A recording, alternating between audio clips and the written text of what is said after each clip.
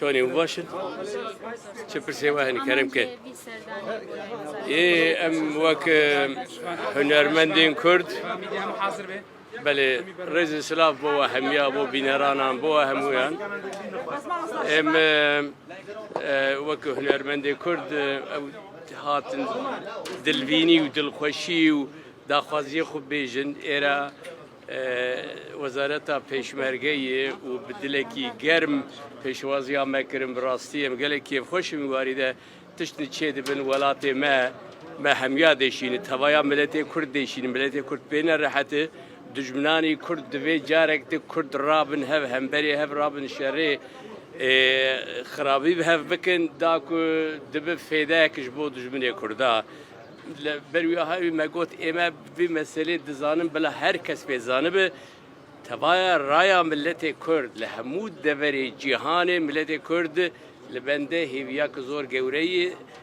باشور کردستان دست کفتنه که هیویا مزنج بو ملت کرد وقت چاوی خو ویری بپارزه چه شرک نابرا کردال ویری نبه کرد هر هیلیده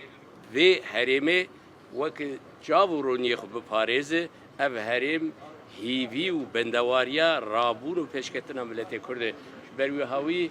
ام هنرمند کرد به خدمتی ایرو مهاتن وزارت خوی پیشمرگه مزیارت کرد دل مگله کی خوش بو پیشوازی گله کی باش کردن و چه خدمت و چه ارکب ام لبندنه ام دبین بردوام ببه دا ملت کرد کیف خوش ببه دل شاد ببه با آشتیا ناوا کردا و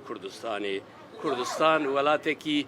زیرینه کردستان ولاته کی هجایی کردستان آخا بنگها شهرزایا دنیای و دیروکی ملت کرد قدر و قیمت و آخه بزانه به تا کزانه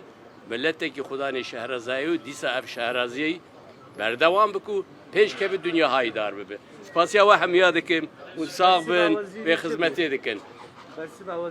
برسیبا وزیر دستی و خوش پیش وزیر گله کی باش کر اوجی دلوین و دلخوازه ملت کردش ملت خو حزدک خدمتک باشتک ارکک باشتیه و مالاوی آوا بجی گله کی ممنون برنامه انداز وکو هنرمندانی هر چهار پارچه کردستان سردانی هیچ لحنه کتر بکن یعنی تنها وزارتی پیشمرگه ام کد دبر پیوست بو مدوی زیارتی آوان بکن مدوی بچن خدمت آوان وقت ما قلت ملت کرد ملت کی رنگینه هنری کردی هنری کی رنگینه همو هنرمندین کرد لهمو لاین کردستان اتکان ورم با هف و رنگینی بدن یک و دو و بدن خلقی خوشی بروی هاوجی اما یکیتیا هنرمند استاهی اویا بردوام دکن ارسال همی آنی زمان از سلاو رزقا پیش کشتیم وقت گفت ما سلاو رجای همی هنرمند یکیتیا هنرمند کردستان جبو وزارت پیشمرگه آنی ام وقت هنرمند ام دخوازن پیشمرگه کردستان جی zaten hatta roja iro be sebreki mezin ev aramiya nava kurda hatta iro hat vir şunda jی پیشمرگه کردستان جی erkeki roleki bilize roleki him pozitif da ku nava kurda nava gerilaya azadi u nava peşmerge Kürdistan'da tiştek nebe çavaklı Kerkuki çavalı Kobani gerilla u peşmerge mil be mil dijî dijminê Kurda şer kirin em dixwazin îro şunda jî ev ruh derkeve pêş gelê me dayîkên Kurdistanê hemî gelê Kurdistanê da careka din sterên xwe ji bo şehîdên navxwayî pevçûnên navxwayî